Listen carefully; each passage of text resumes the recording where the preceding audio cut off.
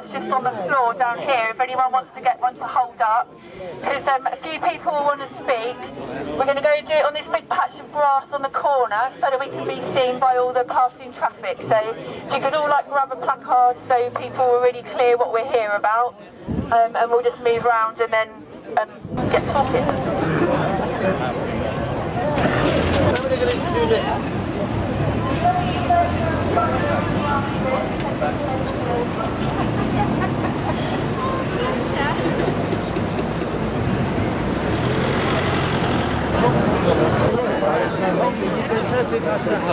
You're going to uproot their children from their schools. It's just absolutely hideous. It's just like, I think this is a good idea. Just to say 500 million.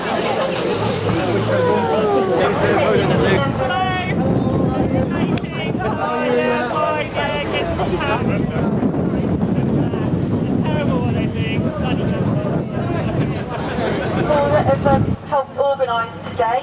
Thank you all for coming. What I want to say is that obviously there's been hundreds of thousands of people protesting against the attack on welfare for a long time, since 2010. So this is just part of that big protest that has been happening already. We hope this is just the starting point around the bedroom tax and continuation of campaigns that people have already been doing across the city. So we hope that this is not going to end today, it's a part of the process. I just want to say a few things and then pass over to some other speakers. 19% of households in Norfolk are already living in poverty and making a choice to push hundreds of thousands of people into poverty. That they've won.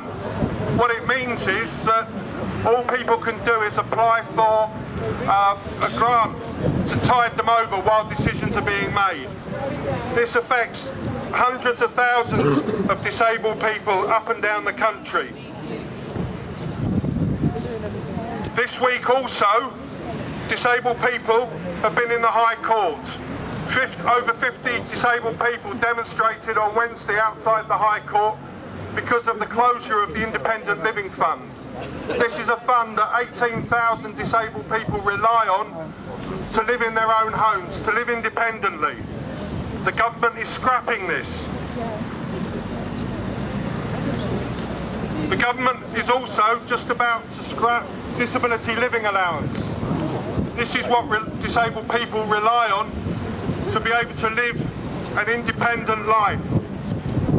They're replacing it with a thing called personal independence payment. What it means is that over 25% of people that currently are eligible for DLA will no longer get it. We look at the work capability assessments, we see it at its sharpest. This government have employed Atos, a private French company, to do their bidding. The test that they are putting disabled people through is vicious. It means that disabled people who have been on incapacity benefit for 20, 30 years are going into these tests. To pass the test, you have to get 15 points. The majority of people are getting no points. That means they're thrown onto the job market in a triple or quadruple dip recession, where they've got no chance of getting a job. If you combine that with the council tax being imposed on people on benefits, you see an enormous attack on disability rights. And the playing field isn't level. Disabled people are already 20% of their job centre appointments. Disabled people have also committed suicide as a result of the pressure that they're being put under. Callum's list. We've called on the government to do a cumulative equality impact assessment, and they've refused to do this. In fact, the government have scrapped equality impact assessments because it's the last thing they want to do to prove that their policies are pushing people into poverty and misery. However, it's not just the condemns that we're worried about. Disabled people are also worried about the opposition. We're also worried about the Labour Party. Because we don't trust the Labour Party in government, because we saw that the last Labour government brought in many of these policies. It was the last Labour government that decided to scrap the Independent Living Fund. It was the last Labour government that scrapped incapacity benefit and gave the contracts to privatised companies like Atos, Capita and G4S. And the jury's out. This week, the government is appealing against the decision that the unemployed people who took Poundland and the slave labour cases to court. The government is appealing against that and is going to repeal it to make sure that the thousands of disabled people and unemployed people who have refused to go on the slave labour unpaid scheme don't get compensation that they're due because their benefits were suspended. It's in the Guardian today that the Labour opposition is going to support the government to prevent unemployed people from getting the compensation that they're disabled. So what we need is a different sort of leadership. We need the trade unions to come out in support of disabled people who are leading this fight against this government. We need a leadership in the Labour Party that's more like Chavez in Venezuela, who actually championed the poor, who brought in policies that challenged free market capitalism, challenged neoliberalism. We need policies that are actually going to benefit disabled people and the poor. So the jury's out. We think this is a fantastic protest. Disabled people against the Tax Norwich are demonstrating monthly outside Atos. We had a demonstration yesterday.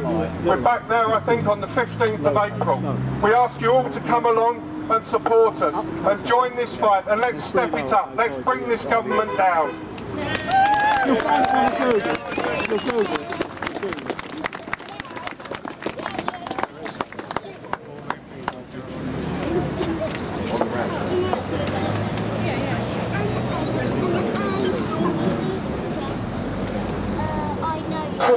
Right, thanks Mark. I said this is obviously about there's lots of people that are affected that wanted to speak that didn't feel able to come here. I'll just take a couple of snippets of things that people say.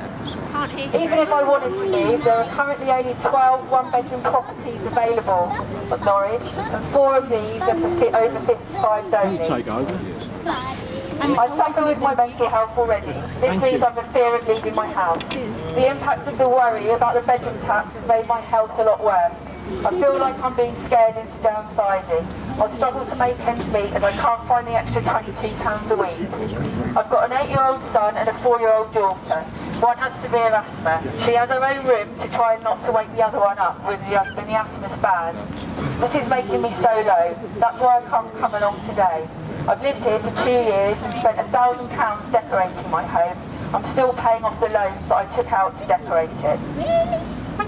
Okay, Kirsty Scales, who's a social worker in the mental health service, is just going to say a little bit about the impact that we're seeing on people that access our service, of the impact of the fear of these cuts. Kirsty. Great outfit.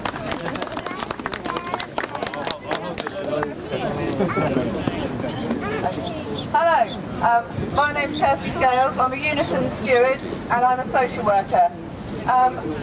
When I did my social worker training about 15 years ago, we had a welfare rights module on our course, and I've always felt that welfare rights is a really crucial part of the social work task, supporting people to access their rights and advocating on people's behalf when necessary. In the last year or so, I don't think I've ever done more welfare rights than I do now. So many times, my clients coming to me and saying, there's a problem with my benefits. My benefits have stopped. Atos have said I'm fit for work, and the list goes on. The benefit system doesn't take anybody's word for anything these days, so I'm continually writing supporting letters. I spend so much time doing this, I haven't got a lot of time for helping people in other ways sometimes.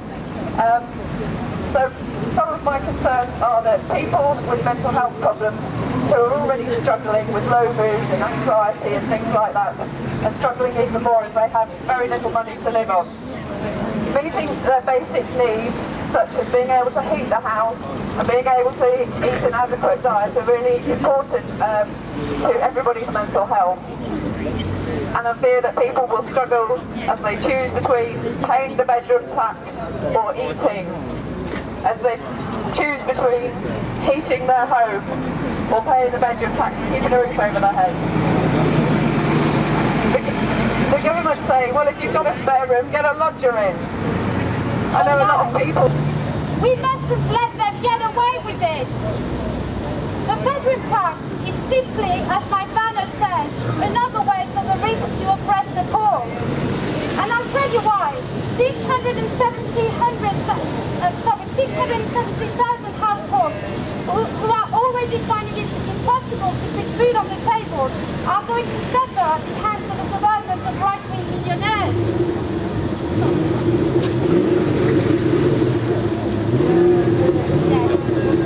These households have to lose between £14 a week and up to £80 a month.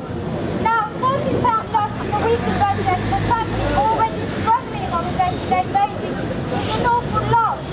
This means that in many cases, the money would have to come out of the food budget, which is where people already on the breadline always tend to make cuts.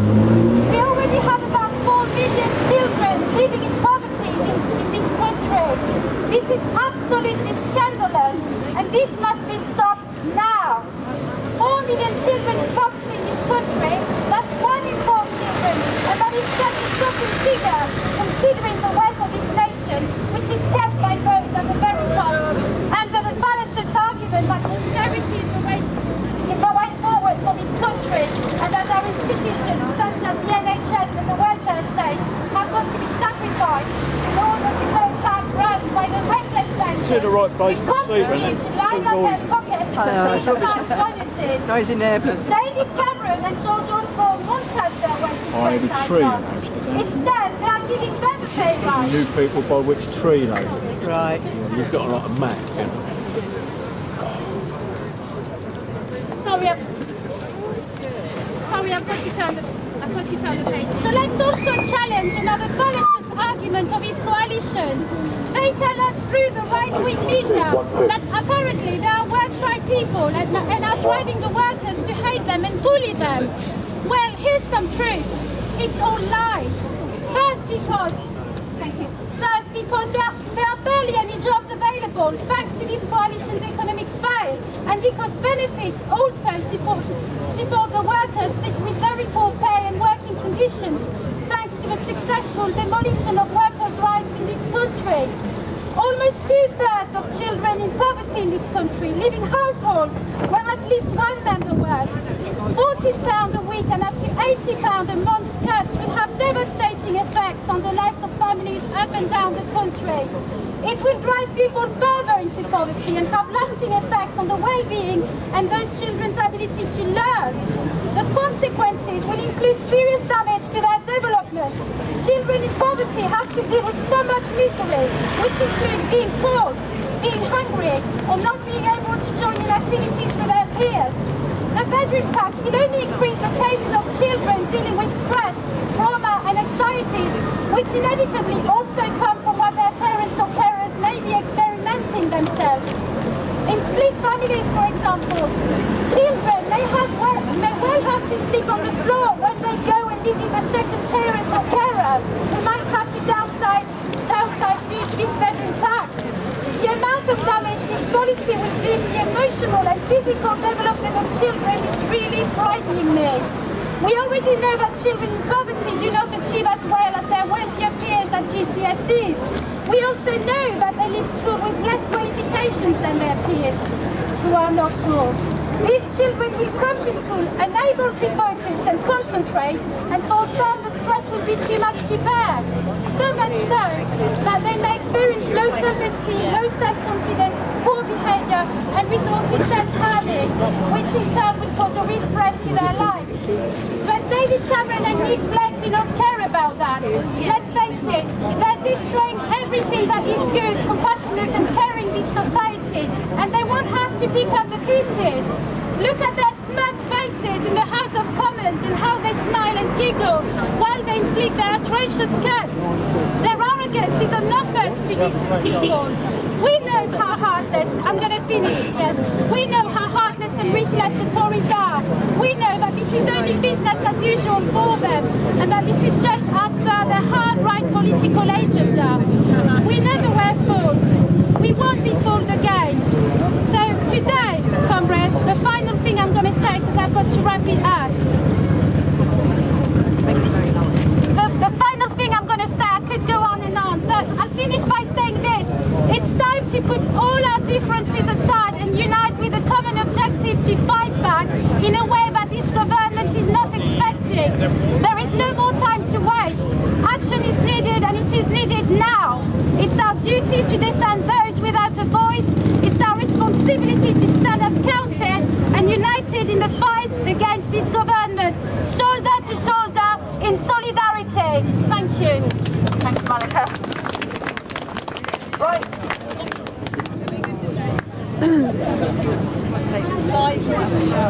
Sorry, yeah, okay. Can you hear me? I'll shout. Just going to finish off. I think people are kind of dying on their feet here. Okay, I'm going to use my big lungs to speak. No, I'm not. Is it working? Okay, thank you very much. My name's Clive Lewis. I'm also from the Labour Party. I'd also like to say something, pick up on something that Mark mentioned earlier about the last Labour government, because I don't think as a Labour parliamentary candidate I can come here and look you in the eye and speak to you without addressing a few of the facts and points that Mark raised. And I think there's an important distinction to make. The Labour Party is a big organisation. I don't speak for the Labour Party, I am a part of the Labour Party. It is a collection of various groupings. This organisation, this event today was organised by Labour Left. That is a collection of individuals who believe in some of the basics of what the Labour Party was founded on. We are socialists, as many of you here today may well be, believe it or not. The point I'm trying to make is that someone once called Frederick Douglass, you may have heard of him, came up with a line, and it was that power concedes nothing without demand. Okay? Never has, never will. And the point I'm making today is that not just the Conservatives, not just the Lib-Dems, not just the Labour Party, politicians do not respond unless people are activated and active and doing things. They respond to bulging mailbags. They respond to demonstrations like this. They are politicians. That is how they work, that is how they think, because they want to be elected. Democracy is not just about a tick in the ballot box and walking away for 5 years. It is about being a participatory part of a participatory democracy. Sorry, I'll get that out. Thank you. So the point today we're here is about the bedroom tax. It is not only economic foolishness, it is morally repugnant. We've heard of the stories. If you read the newspapers, you open a paper, you look at the television, you can see what this is going to do. It's going to take £700 a year out of the pockets of the poorest people in this country. That is morally repugnant. That is disgusting. For those of you who know the Conservative Party know that it's ideologically based. This is part of a bigger project. It's about attacking the very concept, the very ideal of a welfare state and a civilised society. But it is also about economics. And this does not make economic sense. Many of the people who will be pushed out of their homes from this bedroom tax will end up in smaller private accommodation, paying more, costing the taxpayer, me and you, more in housing benefit. Housing benefit that will go into the pockets of private landlords who are already receiving billions of pounds from housing benefit already. That is a scandal. No controls on rent. No controls on the amount of money these people are being able to reap in. But it goes further than that. I actually agree with the Tories that the housing benefit bill is too high. But you don't solve the problem by hammering the poorest. You solve the problem by building hundreds of thousands of new, affordable council homes. You generate jobs in the economy, and you make the country and the economy more sustainable. It's quite simple when you think about it, but this isn't about economics. This is about politics, and it's about ideology, and it's about attacking the very poorest and the very weakest, and undermining everything that we all here today stand for. So I would say to you, go back home, don't end today on this note. This is a great start, but it is only a beginning. This will continue. There will be more activity. Make sure you follow the Facebook page. Make sure you keep in touch with us, and make sure you keep this issue alive. Thank you very much.